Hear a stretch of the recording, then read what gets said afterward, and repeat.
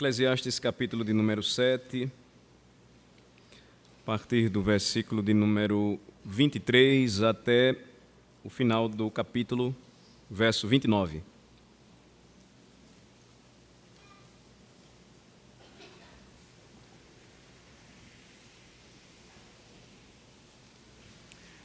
Eclesiastes, capítulo 7, do versículo 23 ao 29, nós concluiremos hoje o capítulo de número 7.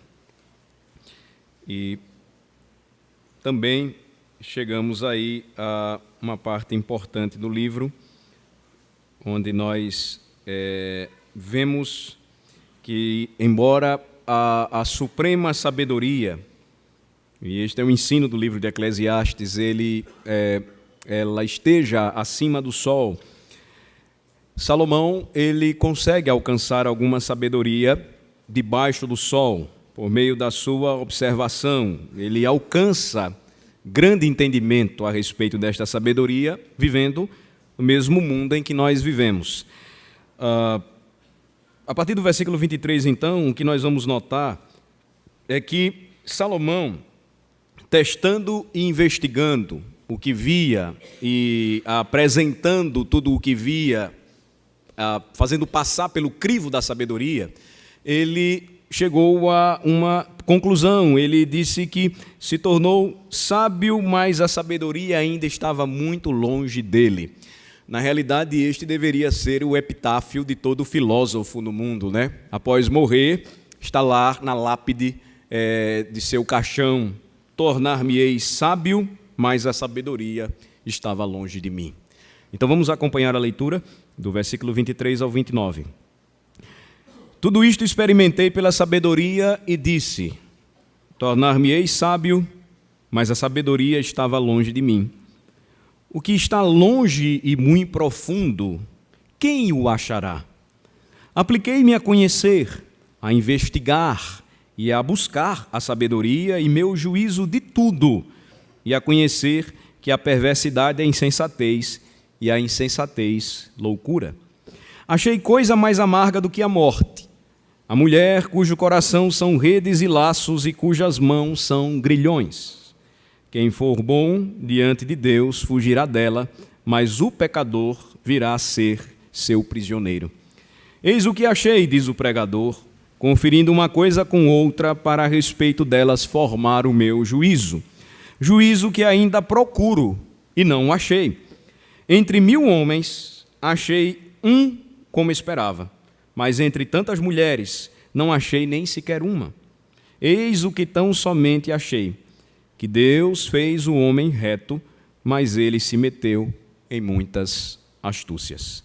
Ele testava, portanto, e investigava a sabedoria, e por meio da sabedoria ele fez tudo isso, mas ao mesmo tempo ele mesmo disse: tornar-me-ei sábio, mas imediatamente a sabedoria fugiu de mim. E apesar de suas limitações, a passagem final do capítulo 7 de Eclesiastes nos faz entender e mostra que é possível alguma coisa. Na observação de Salomão, que a perversidade, ela é insensatez, segundo o versículo de número 25. E a insensatez, ela é loucura. A partir daí, então, Salomão passa a tratar a loucura da insensatez na área sexual, ou no campo da sexualidade. Na realidade, a queda, ela trouxe profundas e sérias distorções em todas as áreas da vida humana, mas em uma delas nós percebemos um destaque muito claro na vida comum, na vida debaixo do sol, que é a insensatez que perverte e torna louca a sexualidade humana, que foi criada por Deus para ser experimentada de uma forma sensata, para ser experimentada de uma forma sábia. Então, observemos os versículos 23 e 24, a observação inicial de Salomão. Tudo isto experimentei pela sabedoria, ele disse, e tornar-me-ei sábio, mas a sabedoria estava longe de mim. O que está longe, muito profundo, quem o achará? Observar o mundo e tentar compreendê-lo, a parte de Deus, sem o temor do Senhor, sempre será uma busca incessante, desgastante e inglória. O homem nunca alcançará a verdadeira sabedoria à parte de Deus, é o que nós estamos aprendendo à medida em que nós estudamos o livro do Eclesiastes. E o pregador diz: o que está longe e muito profundo, quem poderá encontrar? A vida humana, então, ela sempre estará envolvida nesta incessante busca pela verdadeira sabedoria. E à medida, então, que Salomão mergulha e aplica-se em buscar o conhecimento, em procurar saber, em procurar entender, em procurar perceber a razão das coisas, nós chegamos ao versículo 25 e notamos todo o seu esforço. Apliquei-me a conhecer e a investigar e a buscar a sabedoria e o meu juízo ou julgamento de tudo. Lembrem-se, o pregador se dispôs ao desafio de tentar conhecer e descobrir o significado real da vida debaixo do sol. E ele fez tudo isso, e nesta busca incessante por conhecer as coisas, ele nota então que, inevitavelmente, ele conhece a perversidade humana. E ele chega à seguinte conclusão, que a perversidade, o final do versículo 25, vocês podem olhar comigo, a perversidade humana é loucura, é insensatez, e a insensatez, loucura. São palavras sinônimas, mas percebam a ênfase que é dada por Salomão. O caminho da insensatez o leva a uma insensatez mais profunda, chamada de enlouquecimento. A loucura do homem, que é o fim de um caminho insensato, desviado do Senhor, longe do temor do Senhor. Então, a partir do versículo de número 26, o que é que nós notamos? Notamos que Salomão ele vai passar a tratar desta insensatez no campo da sexualidade. Ele passa a tratar a chamada insensatez sexual. Versículo de número 26, achei coisa mais amarga do que a morte. Notem a expressão que ele utiliza. Eu encontrei nesta minha investigação, aplicação ao conhecimento, busca pela sabedoria, fazendo juízo de tudo, eu encontrei algo mais amargo do que a própria morte. Diz Salomão, a mulher cujo coração são redes e laços, e cujas mãos são grilhões. Salomão, então, lembra que na vida debaixo do sol há uma mulher que caça à noite e em cuja armadilha se cai com prazer. Ela, como um caçador, sai à procura de sua presa, ela é imoral e ela procura de todas as maneiras insensatas alcançar os resultados desejados. O mesmo sábio diz isso quando escreve em Provérbios a sabedoria de Deus. Marquem Eclesiastes, vamos para o livro anterior a Eclesiastes, Provérbios, capítulo de número 23. Dentre os preceitos e ditos dos sábios, Provérbios 23, nós encontramos versículo 26, que diz: dá-me, filho meu, o teu coração, e os teus olhos se agradem dos meus caminhos. Por que razão? Versículos 27 e 28. Pois cova profunda é a prostituta, poço estreito a alheia. Ela, como salteador, se põe a espreitar e multiplica entre os homens os infiéis. Não que a tarefa seja assim tão difícil na vida debaixo do sol, não que a tarefa seja tão difícil assim, semelhante a cair com a cara no chão, mas a descrição que Salomão faz então da insensatez que leva à loucura é de que só o prazer de Deus pode livrar o homem das garras de tal mulher. Versículo 26 diz aí: filho meu, dá-me o teu coração. agradem-se os teus olhos dos meus caminhos e não dos dela. Nós caminhamos um pouco mais e percebemos que o que Salomão está descrevendo aqui é o oposto ao verdadeiro caminho proposto ou apresentado pelo Senhor aos seus filhos.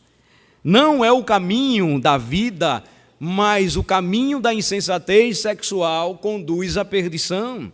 Os homens imorais, eles falam para si mesmos que estão escapando das restrições divinas quando eles agem deste modo, quando eles fazem isto, quando eles seguem tal caminho.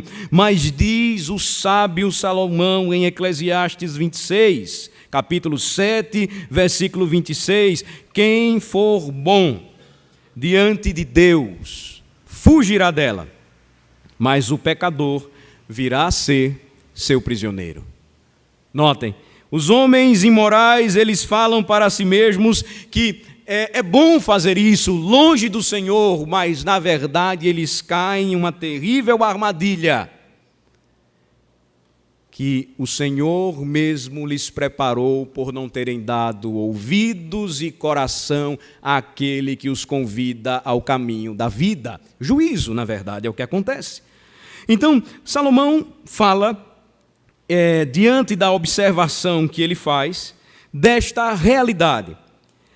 A grande verdade, irmãos, é que os homens ainda hoje, em nosso tempo, ou eles levantam seus punhos contra o Senhor através dos seus projetos políticos e governos, ou eles fazem isso de outra forma, nos leitos maculados, nas casas de prostituição e de devassidão. A revolta é a mesma. A ideia de que eles podem viver a parte de Deus, livres de Deus, sem seguir o plano e o projeto que Deus propôs para eles. Perceba, irmãos, que em toda essa questão, o que está por trás é a análise que Salomão fez da própria natureza humana, dos próprios valores que hoje nós notamos estão sendo cada vez mais minados em nossa sociedade. Os valores da família, os valores do casamento, os valores do caminhar junto com o seu cônjuge, não abandoná-lo, não esquecê-lo, não seguir a sua vida fazendo o que quer, buscando a quem quer. Salomão diz que quem for bom diante de Deus fugirá dela. Qual o sentido desta expressão? Quem der ouvidos a Deus, quem entregar o seu coração a Ele, porque o pecador, ele se tornará prisioneiro de tal mulher, cujo coração são redes e laços e cujas mãos são grilhões. Observem Provérbios novamente, capítulo 22 agora. A Escritura diz que os homens, em suas fornicações e adultérios, imaginam escapar de Deus quando fazem isto. Provérbios 22, versículo 14, nos diz: cova profunda é a boca da mulher estranha, aquele contra quem o Senhor se irar cairá nela. Eles acham que vão escapar de Deus fazendo isso, mas o único que pode escapar é aquele que agrada a Deus, caminha diante de Deus, segue o Senhor. Os tolos acham que, encontrando a chamada liberdade sexual do nosso tempo, o Senhor então não os pegará e eles andarão livres, leves e soltos. Na realidade, o Senhor os fará cair com os seus próprios ídolos. Pequenos, desejados, Deus irá tomá-los juntamente com os seus ídolos e esmagá-los na rocha. Ele trará juízo, ele fará justiça. Essa liberdade é apenas temporária, é queda livre com uma morte, resultado final. Voltemos lá para Salomão em Eclesiastes. Então chegamos no versículo de número 27. No versículo 27, ele diz: eis o que achei, diz o pregador, conferindo uma coisa com outra, para a respeito delas formar o meu juízo. Notem, ele está fazendo, então, uma consideração importante diante de sua observação. Ele está falando de algo que ele mesmo experimentou, que passou por experiência própria. Então, ele faz juízo a respeito da situação. Ele é um homem experiente, já envelhecido, que se meteu em muita confusão. E fazendo então esta análise, o que diz no versículo de número 28, para a respeito delas formar o meu juízo. Juízo que ainda procuro e não achei. Na busca pela sabedoria, ele achou um homem entre 1000, mas nenhuma mulher, diz ele no versículo 28. Juízo que ainda procuro e não achei. Entre 1000 homens achei um como esperava, mas entre tantas mulheres não achei nem sequer uma. Como entender esta colocação aqui feita por Salomão? Primeiro, não dogmatizando-a, não é um dogma aqui. Não é uma doutrina sendo aqui ensinada por Salomão, lembrem-se, ela não pode ser aplicada de forma universal. Ele está fazendo juízo diante de uma experiência vivida por ele. Ele, diante de seu povo, em sua corte, entre 1000 homens, ele achou apenas um como esperava, que procurava ser bom diante de Deus, em outras palavras, agradar a Deus. Mas entre suas mulheres, as mulheres com quem ele conviveu, ele não conseguiu achar uma. É interessante isso, porque mais adiante ele vai dizer no capítulo 9, versículo 9, goza a vida com a mulher que amas. No livro de Provérbios haverá louvor à mulher sábia, à mulher virtuosa. Então, o que Salomão está querendo dizer aqui não é que existe 0,001% de coisa boa no homem e nada presta na mulher, ainda que ambos sejam pecadores. Ele está dizendo que na observação que ele fez, ele não conseguiu encontrar gente que procurasse enxergar a vida debaixo do sol, temendo aquele que está acima do sol. E olhe que ele poderia ter evitado a sua dura tarefa, porque ele teve que fazer isso com 1000 mulheres. E o fim da vida de Salomão, nós sabemos muito bem. Ele amou estas mulheres, ele caiu em seus laços, foi feito prisioneiro e se tornou idólatra. Entende então a questão que está sendo abordada aqui por Salomão? Não há nenhum conceito aqui machista que possa ser atacado pelo movimento feminista. Olha, a Bíblia está vendo o que diz? Não há mulher que presta. Que coisa é essa? Salomão está fazendo uma observação e um juízo em sua busca pela sabedoria do que ele mesmo vivenciou. Não tem nada a ver aqui com soberba masculina, mas com que aquele homem experimentou quando ele mesmo mergulhou no mais profundo abismo existencial, tentando entender a vida debaixo do sol, como os homens procuram vivê-la à parte de Deus, sem nenhum temor ao Senhor. A chave para isso tudo, então, nós encontramos no versículo de número 29. O versículo de número 29 é crucial para nós encerrarmos, então, o estudo do capítulo 7. Ele diz, eis o que tão somente achei, que Deus fez o homem reto, mas ele se meteu em muitas astúcias. Em outras traduções antigas, em muitas invenções. O coração do homem tem inventado muitos artifícios. Salomão lembra que nós fomos criados por Deus em retidão, mas em Adão nos rebelamos contra Deus. E a partir daí, então, o que nós percebemos é que o homem passou a se meter em muitas astúcias. O homem foi feito reto, como os nossos catecismos ensinam, em um estado de obediência perfeita, mas com a possibilidade de pecar. E preferiu pecar contra Deus do que seguir o projeto dele, caminhar com ele, quando ele lhe pediu o coração. Ao invés de ter dado o seu coração para o Senhor, ele deu o seu coração prontamente para a serpente. E a partir daí, nos diz a Escritura, o homem se envolveu em muitas astúcias. O que nós temos aqui, irmãos, é o fechamento, como disse a vocês, do capítulo 7. E algumas importantes aplicações que nós precisamos fazer. Mesmo a melhor das mulheres, nada mais é do que uma pecadora salva pela graça de Jesus, assim como homens também. Então nós somos lembrados neste último versículo 7 de Eclesiastes, que a busca, a procura por fazer juízo e entender sabedoria da parte do pregador, em sua conclusão final, ela foi infeliz. Ele olha para o seu reino, ele contemplou as pessoas ao seu redor, a sua corte. Entre 1000 homens ele achou um, como esperava. Entre suas mulheres, tantas mulheres, e foram muitas, ele não encontrou uma sequer.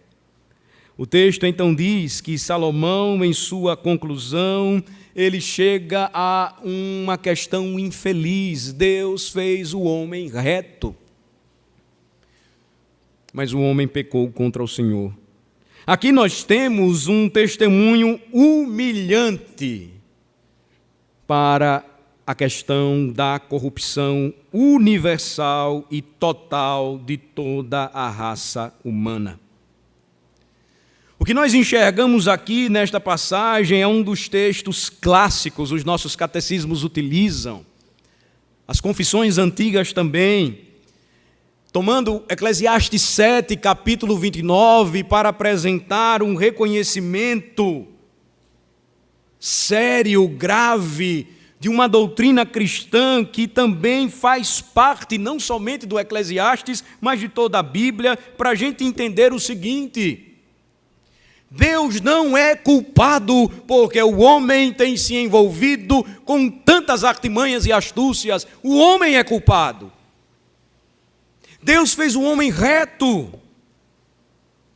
Deus fez o homem perfeito e obediente, mas ele podia dizer não ao Senhor e preferiu fazer isso. O que temos aqui em Eclesiastes 7, 29, não é somente a doutrina do pecado original, mas muito mais do que isso, a doutrina da justiça original. Deus fez o homem reto. Mas o homem é culpado, porque ele se meteu em muitas astúcias. Quando o pregador diz, irmãos, homem, ele está usando uma palavra específica. Ele não está usando a palavra varão na língua hebraica. Ele está usando a palavra Adão. Ele está se referindo ao primeiro homem. Ele está se referindo ao primeiro ser humano criado por ele, por Deus. E ele diz que este homem foi criado perfeitamente justo. Mas lembrem comigo da história. O homem preferiu comer o fruto proibido. Ele fez a sua escolha. E quando ele fez isso, condenou todos os seus filhos à perdição, toda a geração humana à perdição. O que prova que Deus não é culpado pela queda. O homem fez isso de livre e espontânea vontade. O homem, Adão, tornou-se autor da sua própria ruína.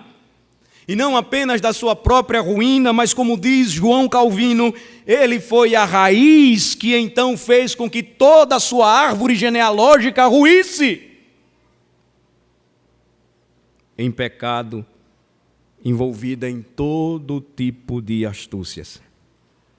A Escritura nos diz que a nossa humanidade e história estão ligadas, como já dizia C.S. Lewis, ao senhor Adão e à senhora Eva. Estamos ligados a eles, pertencemos a eles.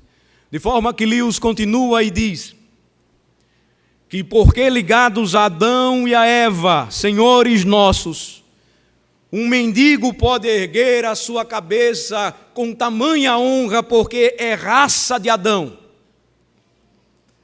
E completa Lewis, assim também um imperador pode curvar a sua cabeça humilhado por ser descendência de Adão, pecador.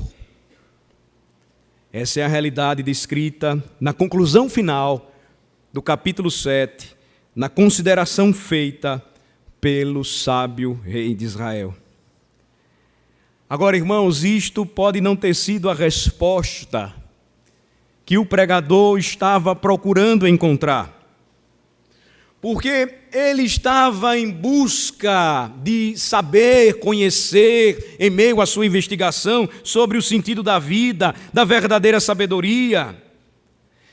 Só que aqui, irmãos, está a chave para a compreensão de tudo, porque através da depravação total do homem, é que nós entendemos onde está a raiz e o porquê os homens envolvidos em tantas astúcias e invenções preferem viver enlaçados na insensatez transloucada de seus pecados, ao invés de se curvarem diante do Senhor de toda a sabedoria. O que nós olhamos, irmãos, e o que nós percebemos diante de um texto tão simples, de um versículo tão objetivo, é que quando nós acompanhamos a observação feita por Salomão, observação esta que termina, que se conclui com tanta ironia, nós podemos fazer a seguinte consideração. Nós podemos fazer a seguinte reflexão. Quem quer que tenha vivido o suficiente para descobrir o que é a vida, sabe quão profunda é a dívida que temos para com Adão. Ele fez cair toda a raça humana. É isso que temos. É isso que herdamos. É isto que sobrou. Mas, se nós limitássemos a nossa consideração nesta noite apenas ao que Adão fez, nós nos esqueceríamos que Deus não deixou para nós apenas somente um único Adão. A palavra Adão aqui, então, tem um sentido muito maior, gracioso. Porque quando nós continuamos a ler a palavra de Deus, quando nós continuamos a buscar entender aquilo que Salomão iniciou, nós então nos deparamos com passagens tão cheias de amor e graça como Romanos capítulo 5. Vamos lembrar do que nós já vimos, do que nós já estudamos juntos em Romanos capítulo de número 5, caminhando para lá, a partir do versículo de número 12. Adão trouxe a morte ao mundo. O apóstolo Paulo concordou com isso. Romanos 5, versículo de número 12. Portanto, assim como por um só homem entrou o pecado no mundo, e pelo pecado a morte, assim também a morte passou a todos os homens, porque todos pecaram. Ela se espalhou por todos os homens. É a herança que nós temos de Adão. Como nos ensina Eclesiastes, nós temporariamente, se caminhamos enxergando a vida apenas através do que podemos ver, experimentar, tocar, por um momento ou por um tempo podemos perder a esperança. Mas seguindo ainda a nossa consideração e percebendo que Eclesiastes aponta para algo maior, nós podemos pensar aqui, considerar, como disse Pascal, conhecer a nossa própria miséria, sem conhecer verdadeiramente a Deus, nos levaria ao desespero. Paulo continua a falar. Ele diz no versículo 13, porque até o regime da lei havia pecado no mundo, Mas o pecado não é levado em conta quando não há lei. Entretanto, reinou a morte desde Adão até Moisés, mesmo sobre aqueles que não pecaram à semelhança da transgressão de Adão, o qual prefigurava aquele que havia de vir. Todavia, não é assim o dom gratuito como a ofensa. Porque, se pela ofensa de um só morreram muitos, muito mais a graça de Deus e o dom pela graça de um só homem, Jesus Cristo, foram abundantes sobre muitos. O dom, entretanto, não é como no caso em que somente um pecou, porque o julgamento derivou de uma só ofensa para a condenação, mas a graça transcorre de muitas ofensas para a justificação. Deus, o nosso Pai, não nos deixou apenas com um único Adão. Há também o último Adão. O mesmo apóstolo, na próxima carta, caminhem comigo, 1 aos Coríntios capítulo 15, ele nos lembra esta preciosa e gloriosa verdade. Falando a respeito da esperança que temos em Cristo, da redenção pela graça que recebemos dele, nós ouvimos das próprias palavras da Bíblia que o título que o nosso Redentor recebeu, sendo restaurador de todas as coisas, título real, título de nobreza, também é ser chamado Adão. Diz então o versículo 44, semeia-se corpo natural, ressuscita corpo espiritual. Se há corpo natural, há também corpo espiritual, referindo-se à promessa gloriosa da ressurreição. Pois assim está escrito. O primeiro homem, Adão, foi feito alma vivente. O último Adão, porém, é espírito vivificante. É uma referência no contexto do capítulo 15 da carta aos Coríntios a Cristo Jesus. Nós vemos em Eclesiastes 7:29, primeiramente, o que o primeiro Adão fez. Ele não conseguiu ficar em pé. Ele não conseguiu cumprir os termos do pacto. Ele trocou a glória de Deus e se curvou a uma criatura rebelde, a serpente. Mas Eclesiastes 7:29 não se encerra com isto. Diz a Escritura, quando começa a nos ensinar a respeito da queda, que as páginas da Bíblia não terminariam com esta doutrina. Criação, queda, redenção. E então nós olhamos a Escritura chamando Cristo de o último Adão, que veio ao mundo e encarnou para a nossa salvação. Ele veio para nos ajudar e nos manter de pé e firmes diante de Deus no julgamento final, porque Ele é o nosso mediador. Jesus Cristo, portanto, irmãos, é o único homem que permaneceu firme, que não se meteu em astúcias, que foi tentado em todas as coisas, mas não pecou. Jesus Cristo é aquele que vem e traz esperança para o seu povo, que uma vez tendo sido criado reto, caiu e pecou, mas não ficou sem promessa de restauração e de redenção. Há esperança sim para aqueles que creem no Filho de Adão, o último deles, perfeito, o Cristo, aquele que é chamado Salvador de seu povo. Jesus Cristo, então, é o único homem que permaneceu de pé, não se envolvendo nas astúcias tão comuns, as astúcias que nós costumeiramente nos envolvemos. Quando nós chegamos e olhamos para a palavra de Deus, nós então encontramos conforto e lenitivo para a nossa caminhada. Voltemos juntos para Romanos 5 e encerremos a leitura do capítulo 5. Versículo 17 diz, Romanos 5, 17. Se pela ofensa de um, e por meio de um só reinou a morte, muito mais os que recebem a abundância da graça e o dom da justiça reinarão em vida por meio de um só, a saber, Jesus Cristo. Salomão encontrou um em 1000. Salomão olhou para as mulheres do seu reino, de seu harém, e disse: não sobra uma, nem ele mesmo sobrava. Mas nele e nem nenhum outro homem residia a esperança que viria a se cumprir nos tempos e épocas certas em Cristo.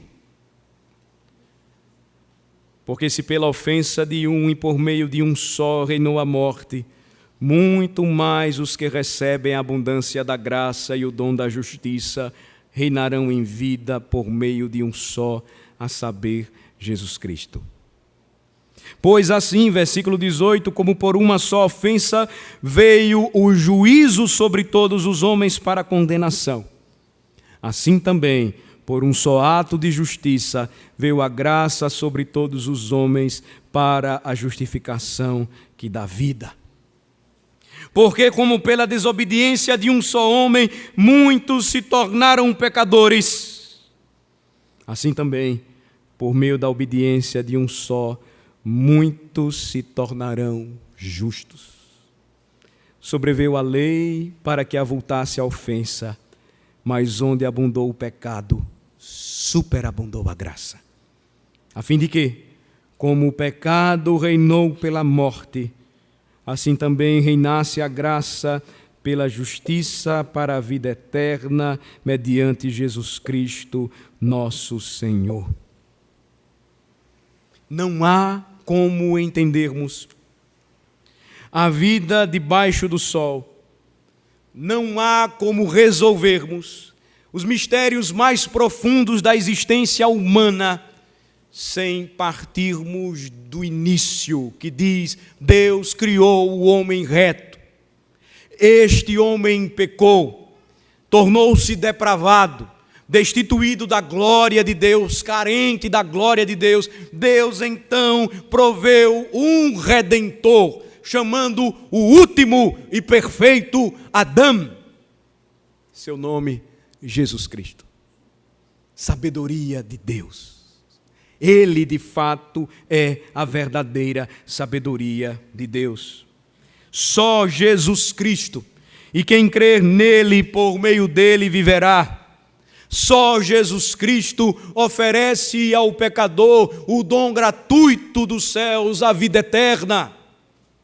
Só Jesus Cristo pode resolver o problema que Salomão disse: procurei e não consegui resolver, jamais conseguiria. Nenhum homem jamais poderia ou alcançaria tamanha capacidade. Somente o Senhor Jesus Cristo tornaria tal grande feito possível.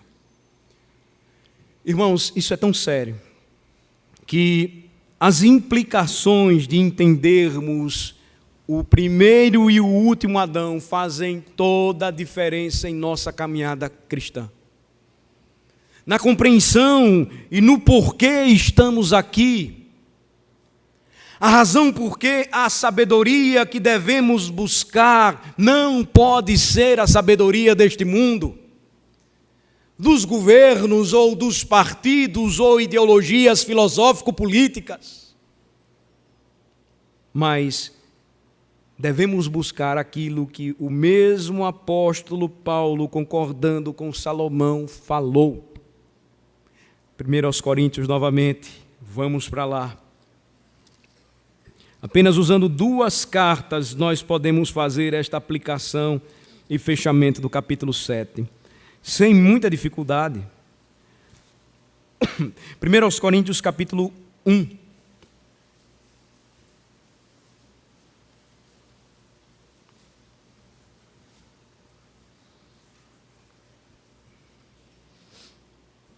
A partir do versículo 18.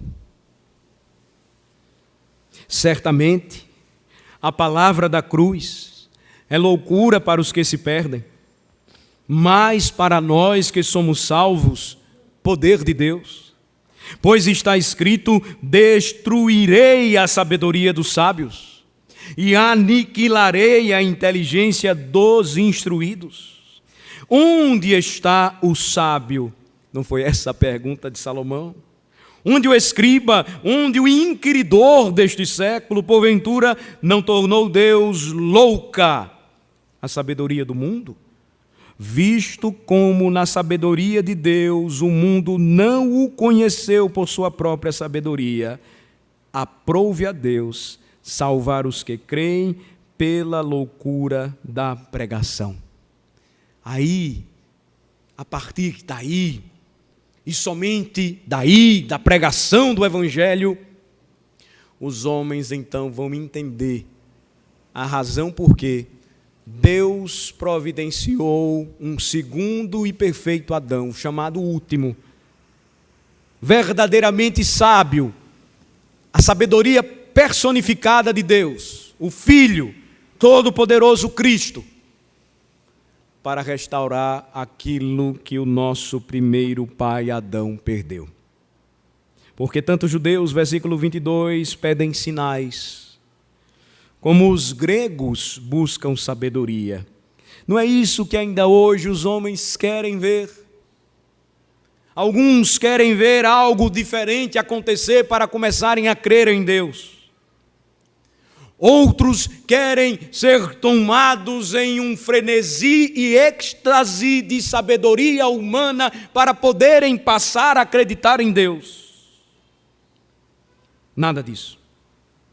Paulo não decidiu fazer estas coisas, mas pregar aquilo que é chamada na Bíblia loucura da pregação. Porque tanto os judeus pedem sinais como os gregos pedem sabedoria, mas nós pregamos a Cristo crucificado.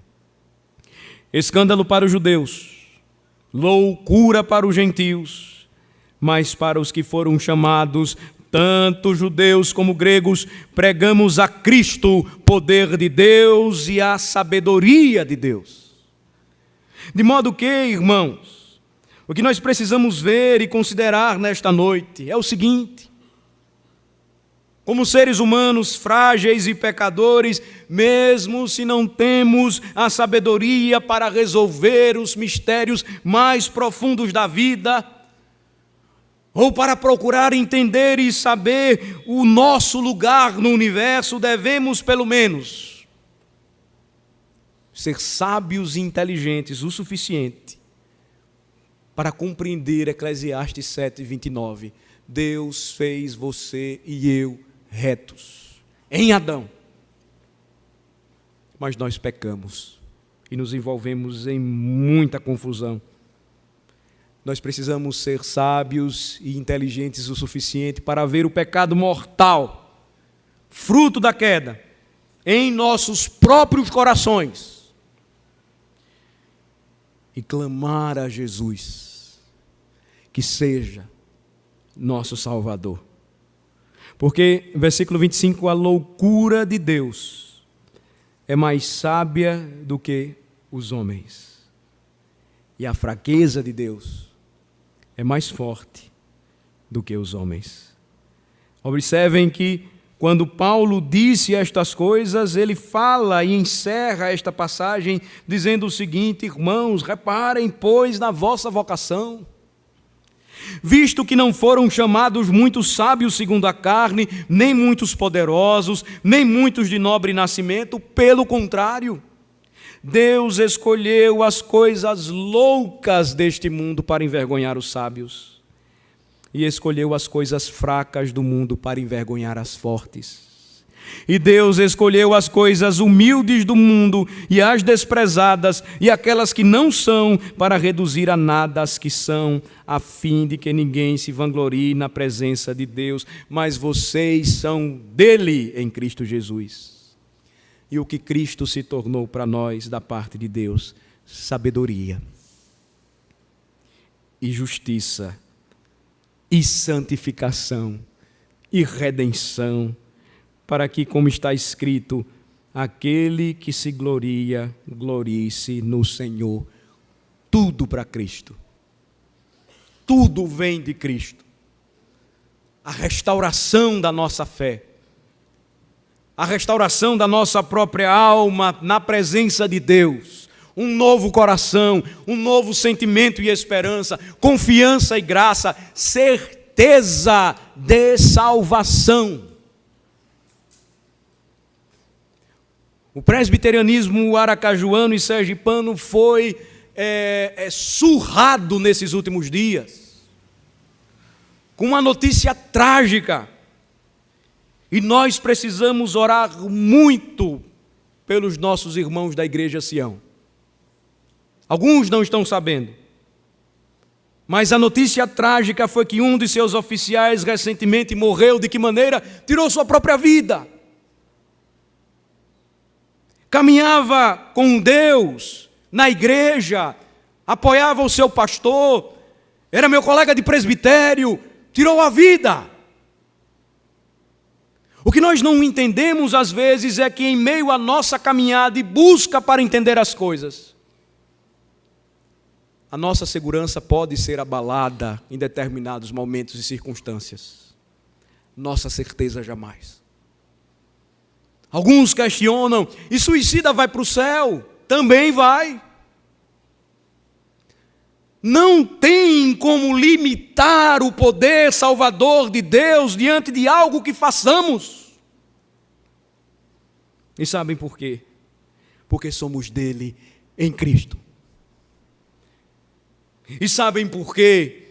Porque em Cristo Jesus, ele se tornou da parte de Deus para os crentes sabedoria, justiça, santificação e redenção, para que ninguém glorie-se em si mesmo, mas somente no Senhor. Uma situação difícil como essa, incomum, o que cabe a nós fazer? Clamar ao Senhor que tenha misericórdia de nós e do seu povo. Mas ao mesmo tempo em nossa caminhada, qual o consolo e o conforto para as nossas almas diante de tudo isso? É de que eu estou bem certo de que nem a morte e nem a vida, nem anjos nem principados, nem poderes presentes nem do porvir, altura ou profundidade, qualquer outra criatura pode nos separar do amor de Deus que está em Cristo Jesus, nosso Senhor. É a verdade gloriosa que temos. Deus fez o homem reto, mas ele se meteu em tantas confusões. Mas ele nos deu a Cristo, para que ele sim, e somente ele, fosse para nós sabedoria de Deus, justiça de Deus, santificação e verdadeira redenção. O último e perfeito Adão venceu. Eis por que razão a nossa alma está liberta. É possível que homens cristãos, em um momento de desespero, cheguem a tirar a sua própria vida. Não é comum, mas também não é impossível. A pergunta que nós precisamos fazer nesta noite é a seguinte: em Cristo Jesus, alguma coisa pode nos separar do grande amor de Deus? Absolutamente. Estamos nele. Pecadores salvos pela graça de Jesus. Pecadores que em sua trajetória, conquanto não compreendam os mistérios profundos da providência de Deus, caminham para o céu. E é com base nessa certeza que nós devemos andar e rogar ao Senhor que nos conceda corações crentes e dependentes o suficiente para pedirmos diariamente: ó Senhor, sê minha propiciação. Nesta noite, nós somos convocados mais uma vez a refletirmos a respeito desta gloriosa verdade. De uma passagem tão básica, mas fundamental, somos lembrados de doutrinas importantes para a nossa fé. Se você não entender que é pecador, não fará sentido algum para você crer em Cristo e recebê-lo como seu Salvador pessoal. Mas se você entendeu nesta noite, assim como tantos outros, que a nossa estrutura é esta, e que a nossa natureza é inclinada para pecar e desobedecer e cair nos laços insensatos da nossa própria loucura, corra para Cristo. Receba a loucura da pregação. Curve-se diante dele, raça de Adão, e tenha em Cristo restaurada a imagem e semelhança de Deus, porque você foi criado para glorificá-lo e adorá-lo para todo sempre. Vamos orar.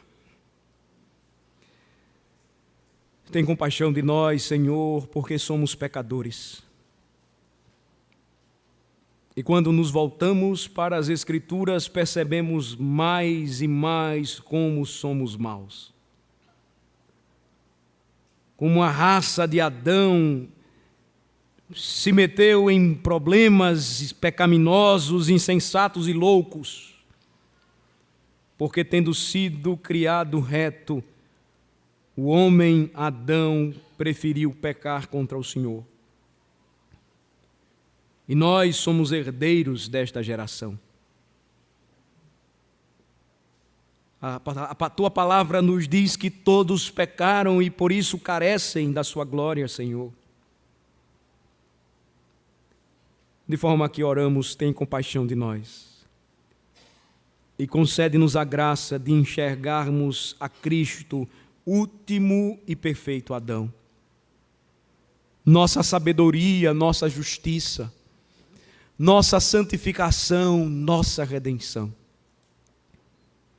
Que possamos caminhar, Senhor, tendo consciência clara de que podemos dizer que estamos salvos nele, em Cristo, porque não há nenhum bem em nós.